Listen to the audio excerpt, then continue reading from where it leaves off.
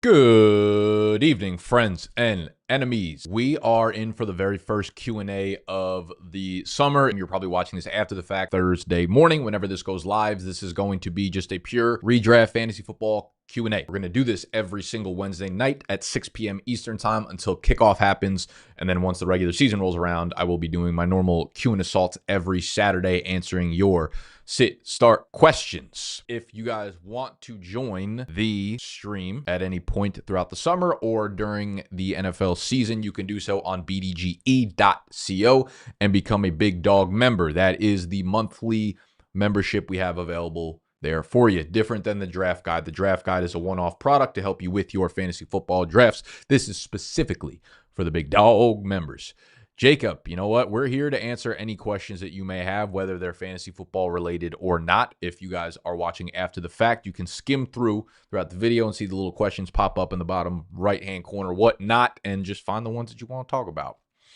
Thoughts on Domino's for dinner? I am far too old to be eating Domino's for dinner. In the town I grew up in, we had like two fast food places. It was actually, we had two. We had two different Subways. We had like Subway, the sandwich place, and then Domino's. Those are like the only chain restaurants we had in my town. If you made it past 2 a.m., you were getting Domino's on any given night. I still remember, this is so sad. I know off the top of my head, probably 3 phone numbers in my head, like memorized. My mom's, my sister's, and I know the Domino's phone number in my town, in my old town, 201-664-9494.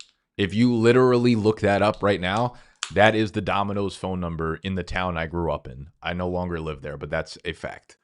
That's so sad. That's one of 3 numbers I know off the top of my head. Real shit. If it's thin crust. I like the thin crust, but honestly, if I'm going Domino's, like I'm going all in on the fat shit. I think the 112-2-1 is the best spot in the draft with how deep the first round looks to be this year. I would agree with you there. I really like the end of the first round. It's the top 15 players. You know, I talked about this in the riskiest players to draft video I put up on the channel a couple days ago as it refers to Christian McCaffrey.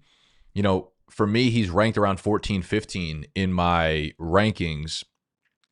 And in a normal year, I think he probably would have been, you know, the 9th, 10th or 11th player in my rankings. I know a lot of people probably have him like 7 or 8, but with how deep it is, like I love being at the end of the first round. So you can double tap something like Malik and Devon A. Chan or Puka and Brian Thomas Jr., Nico and whoever. So yeah, I really like the end of the first round this year.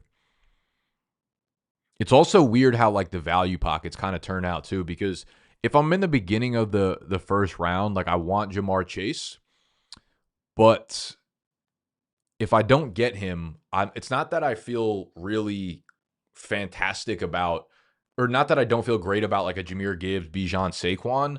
The problem is the way that the values kind of work out this year, in my opinion, is like the wide receivers are so strong at the end of the first round.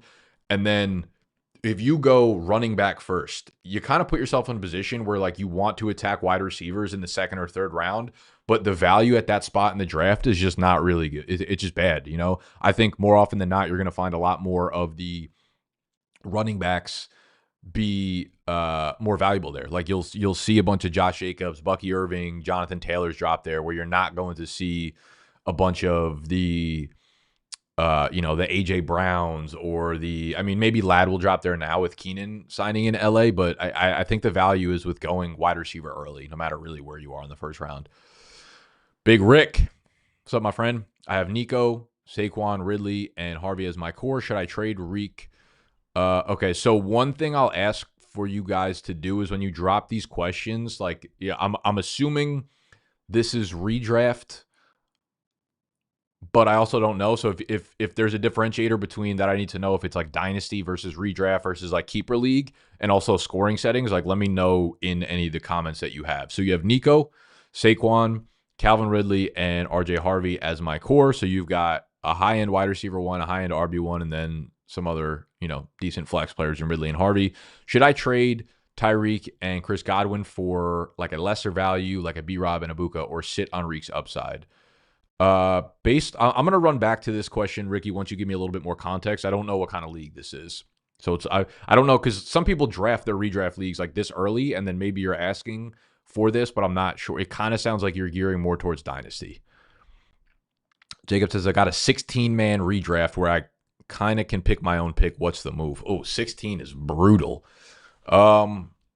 16 might change things a little bit for me, just because once you get to like pick 16 or 17, it feels like a big glob of the same sort of tier. So it's not the same as getting the end of the first round, like pick, 11 or 12. 15 or 16 is a little bit different, because then you're obviously getting 16 or 17. I actually think I might go pretty early here. If I was a 16-man redraft, I think I might actually change where I'd go and try to get like a Jamar Chase or a CeeDee Lamb type. At that point, when everybody's only got like one or two good players, I'm going to make sure that my guy's like the GOAT. I'm going to make sure that I have the single best like differentiator on my team on a week-to-week basis. So I actually think where I like the back end of the first round, if you're in a 12-team or a 10-team league, I think I would actually move my preference in a bigger league, because I think you're not going to have the chance to double tap great value at the end of the first round if you do that. Zubair. Hey, drafting at the 107 and finding everything past the first round, especially 2-4 in nightmares. I feel like I'm reaching. I seem to go Puka Lamb in the first, then reach for Chase Brown you're talking about. Yeah, I mean, it really depends on it really depends on how big your league is, the scoring settings and stuff like that. I would imagine running backs go maybe a little bit earlier in like family friends league, maybe the league that you're talking about, and that's what's forcing you to go Chase Brown a little bit earlier. Listen, if there's no value there and a guy like AJ Brown or like Ladd McConkey-ish goes back at the what would you have then? Like the 2, I guess like you'd have the 2-5 in this type of league. If you have the 107, help me out here, player. I think he said half PPR, 12-man redraft league. Yeah, okay, so that makes sense. So you'd have the 107 and then 205. I feel like by the 205 you should get pretty good value. I don't think you should need to reach at the 205. If you feel like you need to go running back, like I think I'm cool on like Josh Jacobs if he's there and you don't want to go with like a Chase Brown, but I also think I'd be super fine starting off with 2 wide receivers. Like if you end up going CD and then AJ Brown, I'd like that. If you end up going CD and then whatever. And also in round 3, do not be afraid to draft a quarterback, man. Like do not be afraid to go with a Josh Allen or Lamar Jackson. Like once you get to the middle of the 3rd round, I agree with you. It gets a little bit nightmarish in a lot of drafts. Like it gets to the point where you're like, oh fuck, I have to take, JSN or Garrett Wilson or Breece Hall, and I don't feel good about it. You're always going to feel good about Josh Allen and Lamar Jackson, where they're at the top of your lineup. So I'd also say that's another good strategy for you, where people are going to be taking a lot of swings on guys that might miss. Like you're guaranteed pretty much not to get a bust if you go Allen or Lamar Jackson. Did Ricky get back to me with his? No, he did not. I got the 101. We're taking Chase, half PPR. Yes, I am. He is my number 1 ranked player in both half PPR and full PPR. I just think about how this Cincinnati offense is set up to really like kind of move the same way that they were last year, where I'm extremely hesitant about saying that their defense improved. Like Hendrickson getting back on the field. Jamar Stewart did sign the contract. So like I don't know what that D-line is actually going to look like at the end of the day. But I think their offense is going to be another step closer to being damn near perfect. And they're going to have to pass the ball a million times. So I'm really in on Jamar at the 101. Obviously, everyone's in on Jamar. Where should Keenan Allen be drafted? I updated my rankings in the draft guide today. And they are, where do I have Keenan? Keenan, where are you? So I have Keenan at 130, which puts him, what's that, like the 12th round? 12th-ish round. I think he's like wide receiver 57 for me right now. So that's like, you're not going above and beyond to try to target him. But Keenan Allen, like, I think a lot of people are just going to write him off. Oh, he's old. Like, he's just washed up. They're just signing a guy. But I also think they don't have anything concrete behind Ladd McConkey. And just 2 years ago, 2023, Keenan Allen legit set career highs with 108 receptions in just 13 games with Herbert. So that is like not anything I think you can bat an eye at. And if we're looking to give a pass to Kaleb Williams and Rome Odunze and DJ Moore and all these players in Chicago because they had a bad offensive line and a bad system and a bad head coach, then I also think there's probably something to be said for Keenan Allen still being an above average wide receiver. So I think he's going to play 70% plus of the snaps in LA. He's got a month to ramp up. So I am fine drafting Keenan Allen. I'm not like jumping into the single digit rounds, but he's a dude that I think super viable to actually pick in double digit rounds, despite what the sentiment probably is around him. Zubair says it's a pretty competitive league with a high buy-in. We are 5 years in a row. The issue is we have keepers, so guys are gone. Okay, so that knocks out like a lot of that middle round value. So I mean, you don't have any other choice. So it's realistically the way you have to look at it is like you're not reaching, but you just don't really have the 205. Realistically, you more so have like the 212 or the 3-2. So it's not like a huge deal. Omarion seems to be going in the third, and I'm feeling quite tempted with taking him in the middle of the third with Sutton in the fourth, my guy. Dude, if you can be in a keeper league and Omarion Hampton sitting there in the third, like I would take Omarion Hampton in a third in a regular league, without keepers being there. So if he falls all the way down to you at that point, that's phenomenal value. You have a dude who's likely going to be the workhorse here. The Najee stuff is still weird, man. I don't think they've really figured anything out there with him. He's still just walking at practice. I still think he clearly is a bit away from like being on the field. I bought your draft guide today, brother, and I was wondering if you will add standard scoring. I only see PPR in half. Yeah, we only have those two right now. We are working on a little bit of a tech fix to get standard in there. It kind of broke a little bit right before we launched it, and I figured it wasn't like a huge deal because most people don't play standard scoring leagues anymore. So I was like, 95% of the people who buy will probably end up just needing PPR, half PPR. But we are working on a fix for it. Hopefully it's before whenever your draft is. If you had to choose one for Dynasty full PPR, get my Chase Brown, Cuff, and Tahj, or go Woody Marks or Damien Martinez. I think I would for sure go Woody Marks here. I don't feel confident saying that Tahj Brooks is like for sure the handcuff for Chase Brown there. Damien Martinez is kind of afterthought at this point. Unfortunately, he dropped all the way into late day 3, and he's still behind Walker. He's still behind Sharps. I think they got another running back there in Seattle. So he's not even like a lock to make the roster, unfortunately. I would definitely go with Woody Marks right now. He's got the best draft capital and easily the clearest path to touches in year 1, right? With Joe Mixon's foot injury, if he misses time or he re-injures it or something like that, Woody Marks' value is going to shoot straight up. So I would definitely go Marks there. I mean, 4th round pick. The only guy in front of him really right now is Nick Chubb. So definitely like Woody there. Okay, he said PPR keeper league. Egbuka is the only keeper round 8s. This is kind of confusing. How is Egbuka being kept if he's a rookie? Riddle me that. Let's see. I have Nico, Barkley, Ridley, and Harvey as my core. Should I trade Reek and Godwin for a lesser value like a B-Rob and Egbuka, or sit on Reek's upside? PPR keeper league. Egbuka is yeah. I mean, I love Egbuka there, but I do think that's a pretty significant drop off.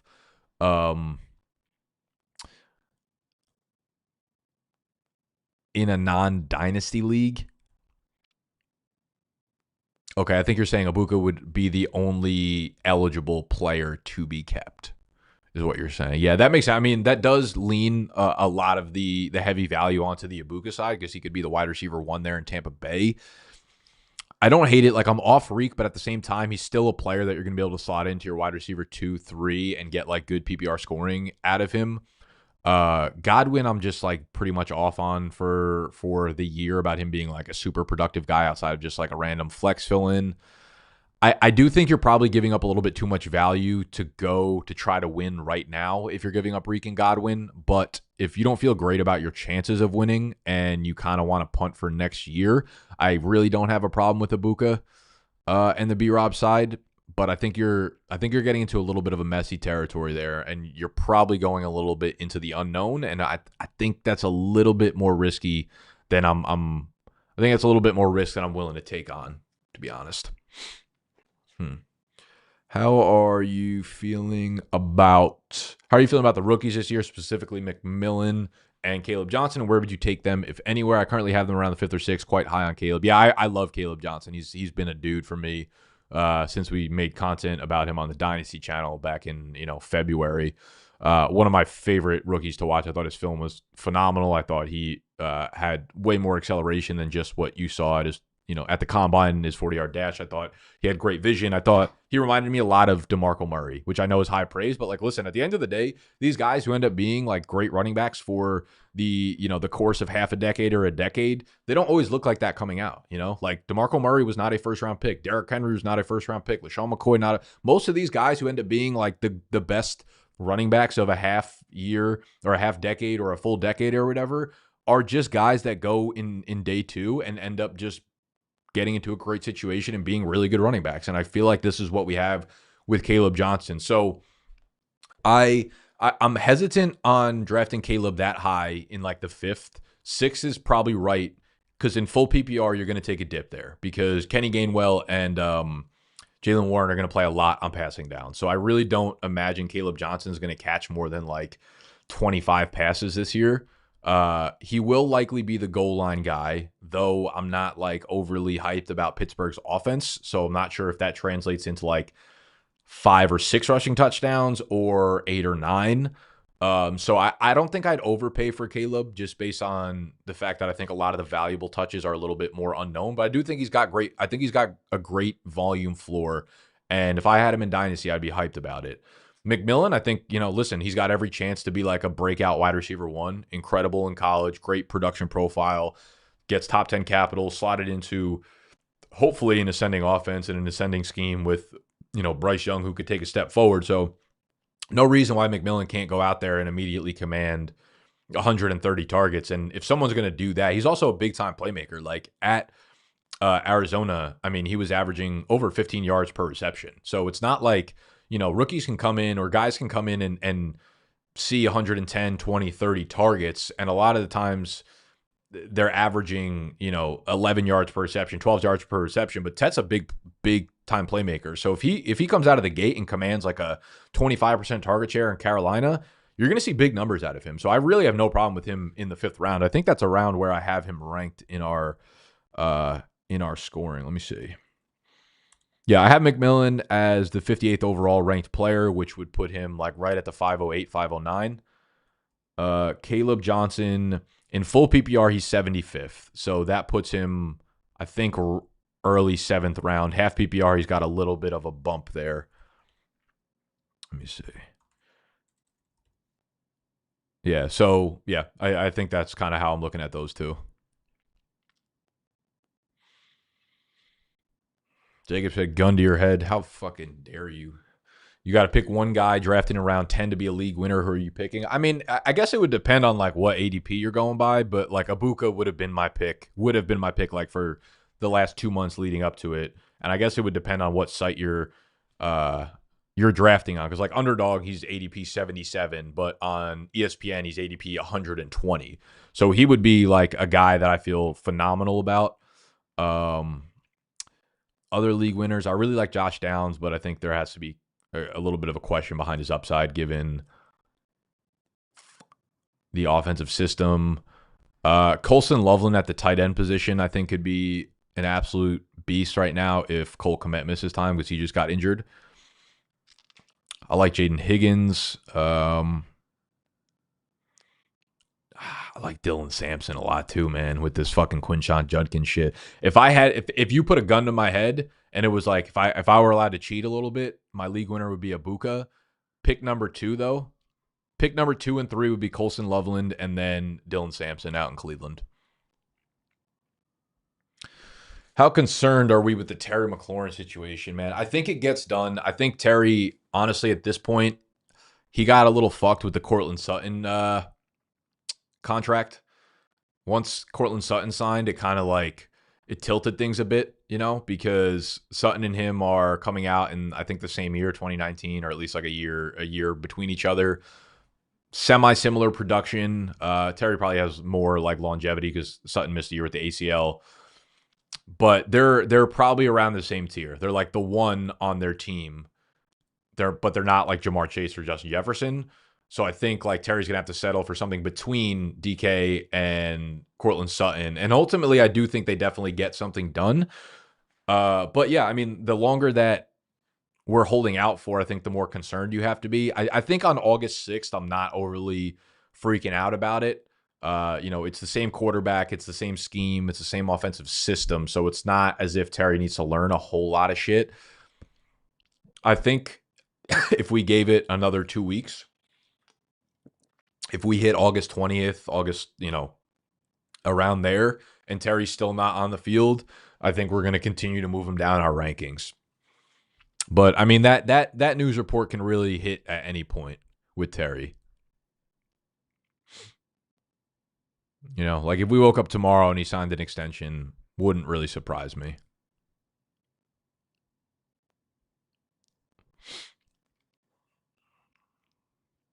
Kyron Williams got his extension. I think it was like 3 years, 33. It's not really a movement in any of my rankings for him. I wasn't like expecting him to not be with the Rams this year. I think that's a nice little commitment though. Like if you're in Dynasty, you're hyped up about it. It's a good situation.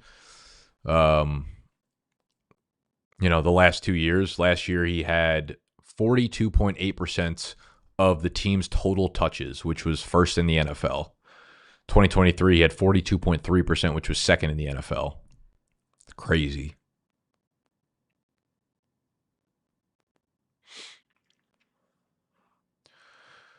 I've got him in my main Dynasty league, and it's starting to get worrisome for me. Yeah, I feel that. Listen, at the end of the day, Terry's turning 30, and he's not going to sit out a year right now because he knows his value is only going to go further and further down. I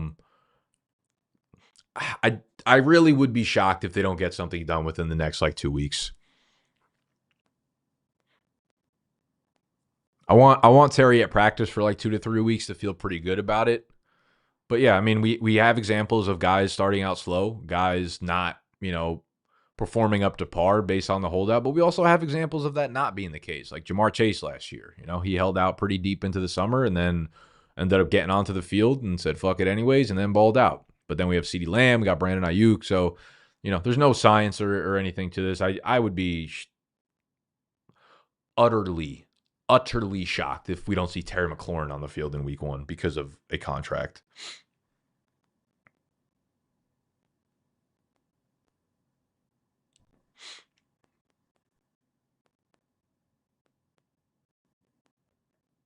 What the hell? Does Malik Nabers' toe injury move him down at all for you? Dude, no, it doesn't. Like, they seem pretty confident that he's just going to be fine with it. I think he's been practicing every day. Like, I don't think they would be practicing every day and pushing him hard if the toe injury was a huge deal. Maybe it's something he's got to worry about in the future. But at the end of the day, I mean, you look at the guys that are top 15, and I think you can make a worrisome case for any of them. Like, you got Jefferson with the hammy. You have Malik Nabers with the toe. You've got Puka dealing with Matt Stafford's back injury. You've got a ton of different kind of throw ups in the air here. Christian McCaffrey just has a deep injury history overall. I don't know. Like, I think predicting the injuries is just going to put us in a bad spot. So with Malik, the fact that he's practicing in full capacity right now tells me that it's not something I'm overly concerned about.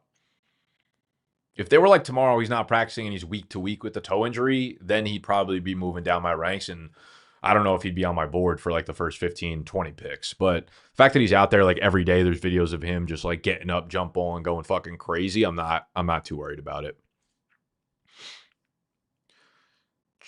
Yeah, Jefferson's another one. I'm not, they're just being cautious with their star player. Zach Ertz, I know 1 season incoming. Dude, I'm fine with it, man. I'm fine with that take. I actually think Zach Ertz is one of, if not the most underrated, not the most underrated tight end in drafts right now, but I think he's one of them dudes. Jake Ferguson, I think, is really underrated right now. He's my tight end 12. And then I actually have Zach Ertz at tight end 13, which is it's got to be the highest in the industry. I just think he's a really, really solid floor play. He has great chemistry with Jaden Daniels. And similar to the points I made with Brian Robinson and just running backs, running back rushing touchdowns are simply a product of how good your offense is. If you're getting within the 3-yard line, running backs are going to score a lot of touchdowns, not because they're super talented, just because that's how running backs score rushing touchdowns. Their team gets them to the 2-yard line, and then you don't even have to be that talented to get in there. And I also think there's overlap with tight ends there. Like the fact that Jaden Daniels and Washington were scoring 30 points per game, like you're going to live in the red zone and you're going to have plays for your tight end down there. So I like it. Listen, if you're not going to get an elite guy, if you're not going to get a guy like a Bowers, McBride, Kittle that like separate via being super explosive and being just like great with the ball in their hands, your best bet is really like tying yourself to, Laporta in Detroit, high touchdown upside. TJ Hockenson, Minnesota, high touchdown upside. Mark Andrews in Baltimore, high touchdown upside. As much as I think Kelsey's cooked, like the Chiefs, high touchdown upside. Like you want to attach yourself to offenses that just have a high likelihood to score a lot of touchdowns. Zach Ertz, one of them dudes. They got no competition there. It's not like they brought in even if they brought in like Tyler Conklin, I'd be like, okay, you know what? He's a vet. Like he's not good, but he might not be that much worse than Zach Ertz right now and might take 30% of the snaps. But Ben Sinnott, like legit, gave us nothing last year. So I think he's going to be a nothing burger again. I think Zach Ertz might eat again. What's up, Big Matt? Hi. Jacob, do we trust Kaleb Williams to take a step forward? For sure. I'm very much buying in on Kaleb Williams and the Bears taking a step forward. I know training camp reports like last week and 2 weeks ago were like not great. It's like literally their first practices together. I don't like brand new O-line, brand new scheme, brand new coach, brand new system. Like it would be insane for them to be perfect in practice number 1 and 2. I'm very much in on Kaleb and the Roma Dunze stack. And I'll get some Colston Loveland. If DJ Moore drops, I'm fine with that. I'm a little bit shaky about the backfield. I don't know how it's going to split up. Like Swift should get a nice volume floor, but like Roshan Johnson will probably take some goal line work. I'm a little bit up in the air about what I want to do in that backfield. But very much in on Rome and Kaleb this year. The other thing to talk about with Kaleb is like his rushing upside, man. His rushing ability is something that's not really talked about, right? 27 rushing touchdowns over his final 3 years at college. He had around 450 rushing yards, I believe, last year and had 0 rushing touchdowns. Every quarterback, I actually went back and looked at this. Every single quarterback over the last 10 years that had at least 400, I think it was 400 rushing yards in a season, had at least 2 rushing touchdowns. And Kaleb had 0 last year. He's the only player. So there's, I hate to be yelling positive touchdown regression, but he's a legit good runner. He's a legit goal line weapon there as a runner. And if we saw a random 5 or 6 rushing touchdown year out of Kaleb this year, that wouldn't surprise me at all. Like Brock Purdy just had 5 last year. You got to remember Dak Prescott, the first 3 years he was in the league, had 6 in terms of, shout out to Dev, rushing touchdowns. So like, I think Kaleb Williams could be that easily. So, while I think his passing, he still needs to work on it a lot. I thought we saw the lowest floor that we're going to see out of Kaleb Williams last year. I got the Daniels Ertz stack as a meme to start last season. Ended up not being a meme. Not at all, man. You were probably starting him in your fucking championship.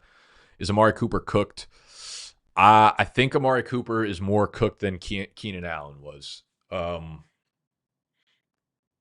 Yeah, I mean, like that was really a surprise that Cooper like couldn't put anything together in Buffalo last year. I mean, you talk about a team that has just like every opportunity for a wide receiver 1 to step in and be the dude there, and Cooper just like couldn't get it done. I don't know, man. Like I'd like to think someone's just waiting on him, but I felt better about Keenan Allen being signed with some team before Amari Cooper. And if you think about the possible landing spots, I mean, where really could he go? At this point in the summer, I do think about like previous teams where he's like familiar with the area, familiar with the city, familiar with maybe the playbook or the coaches. So with Amari Cooper, it's like I don't think the Cleveland Browns have any need to bring him back.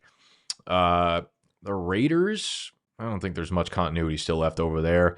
I feel like maybe the Cowboys could be a cool little spot for him if they let him play the slot, or maybe even outside and let CD play the slot, because he played in Dallas for a little bit. Him, Dak, CD, and Pickens, that would absolutely, mucky up the targets there, but it would be kind of a cool landing spot.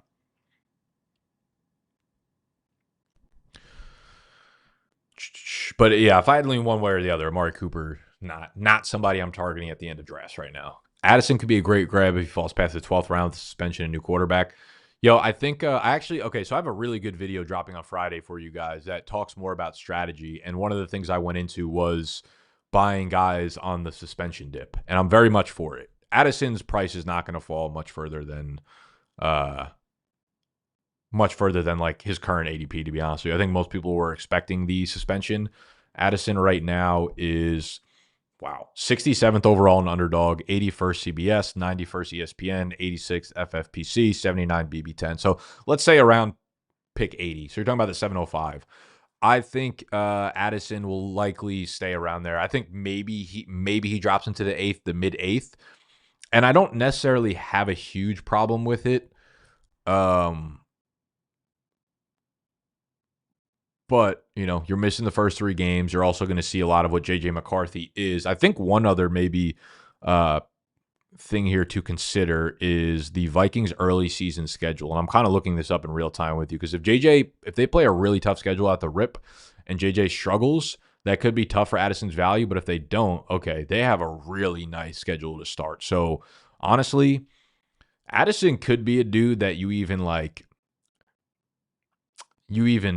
sell after 3 games if JJ looks good, because the first 3 games of the Vikings season is Chicago, Atlanta, and Cincinnati. I mean, at Chicago should be a little bit tough, but like the Falcons at home, Cincinnati at home in the Dome, it don't get much better than that. JJ McCarthy might look real good in those first 3 games. And if he does, I mean, you probably don't want to really trade Addison. But after that, they play the Steelers, the Browns, the Eagles. They're at the Chargers, at Detroit, the Ravens. So it does get a lot tougher. So Addison could be a dude you draft, wait till McCarthy looks great the first 3 games, and then move him. That's like way too big brain. Like, I actually don't know if I suggest anyone do that, but like, it's kind of cool to talk about right now out loud. How do you feel about Rice and his pending suspension for redraft? Been hearing could be up to 10 games. Yeah, I mean, I've heard all over the place. And again, one thing that I've just like really learned being in this industry and like working in this space for a long time is like trying to predict timelines for suspensions or what the NFL is going to do is quite literally a waste of breath. I mean, here's my thing. Like if I'm drafting like tonight or tomorrow, like Rice is not going to be on my board really until like at least the 6th round. Because I have heard anything from 4 games up to 8 or 10 games. And I'm like, dude, if you use a 5th round pick on a dude who ends up getting 8 or 10 games, you're in trouble. It's going to be great to have him down there if you could wait until you get him back. But like, that's bad. I don't really want to draft him with the hopes of him getting 4-game suspension. Now, if we know what his suspension is, and it is around the 4 mark, I'd be okay being the person that buys the dip on him for sure.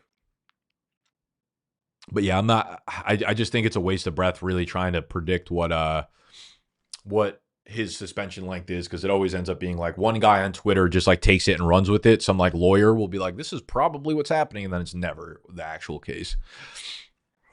Does Keenan going to the Chargers actually have a fantasy impact? I covered this in the beginning of the live stream. Obviously, you weren't here. Hopefully, we have this timestamped or something afterwards. But for Keenan, yeah, I think he's a fine double-digit round pick. He doesn't scare me off of Ladd McConkey whatsoever. I think Ladd moves down in my rankings overall a little bit, but like only by a couple spots. I do think Keenan's probably in for somewhere between 60 and 85 targets this year. And Ladd won't drop down my wide receiver rankings per se, but he will move down my overall rankings. I want to see. Ladd is my wide receiver 11 right now, which is the same as pre-Keenan Allen. But after the Keenan Allen news, we did move Ladd, I think 2 spots lower. Like I moved him below Brock Bowers and Josh Jacobs. So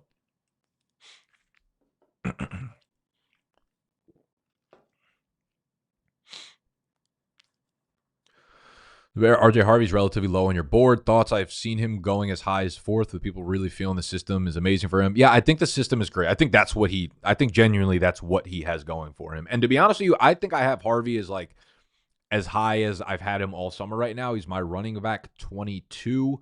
and I do have him pretty low down the board, huh? Yeah, I have him at the end of the 6th round. My thing with Harvey is, like, in a full PPR league, I think he's a decent pick.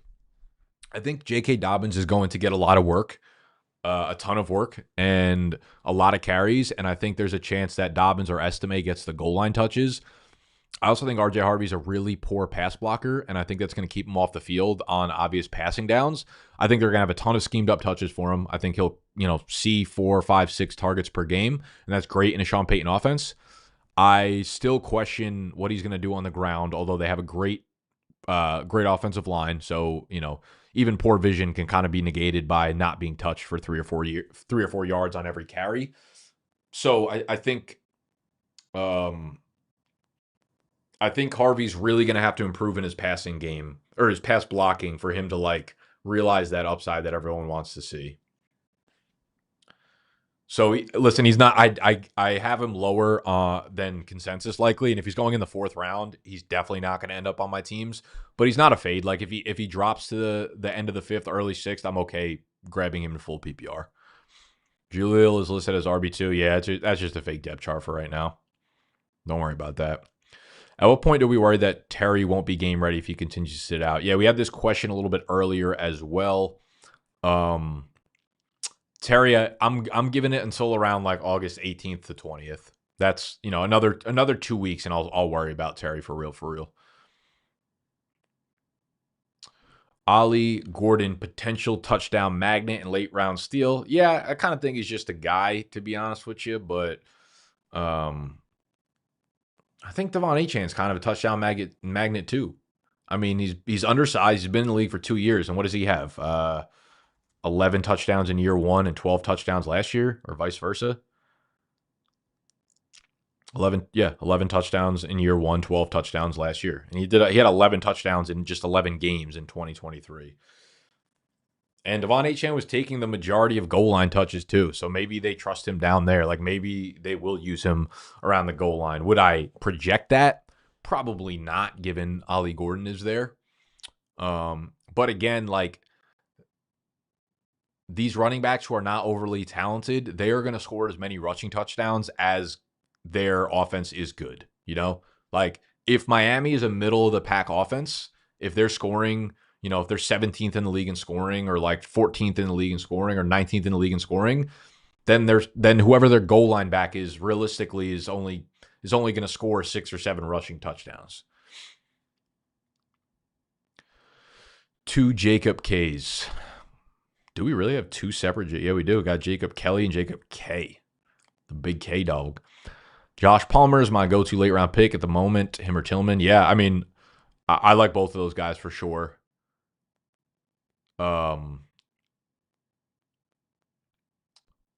Palmer is. Anyone watch the first episode of Hard Knocks last night? Why did I say that like that? Hard Knocks last night with the Bills. Had the first ep, and Josh Palmer was not really featured. It was pretty much the Josh Allen show, but I feel like Josh Palmer got more airtime than Keenan Coleman did.